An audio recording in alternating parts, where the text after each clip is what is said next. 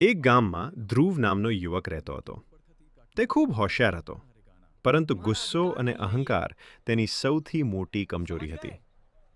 ગામના લોકો તેની મદદ કરવા છતાં તે બધાને નીચા દેખાડતો. એક દિવસ ગામમાં એક સંત આવ્યા. ધ્રુવે સંતને પૂછ્યું, "મને સાચી શાંતિ કેમ નથી મળતી?"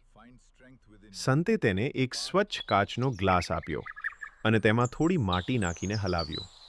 પાણી ગંદુ થઈ ગયું. સંત બોલ્યા, "આ ગ્લાસ તારા મન જેવું છે. ગુસ્સો, અહંકાર અને ઈર્ષ્યા મનને ગંદુ બનાવે છે." પછી થોડો સમય ગ્લાસને શાંત રાખ્યો. માટી નીચે બેસી ગઈ અને પાણી ફરી સ્વચ્છ બન્યું. સંતે સમજાવ્યું, જ્યારે મન શાંત રહે, સારા વિચારો અને ભક્તિથી ભરાય, ત્યારે આત્મા શુદ્ધ બને છે. ધ્રુવે પોતાની ભૂલો સમજી. ત્યારથી તે સૌ સાથે પ્રેમથી વર્તવા લાગ્યો. જરૂરિયાતમંદોને મદદ કરવા લાગ્યો અને રોજ પ્રાર્થના કરવા લાગ્યો. થોડા સમયમાં તેને સાચી ખુશી અને મનની શાંતિ મળી.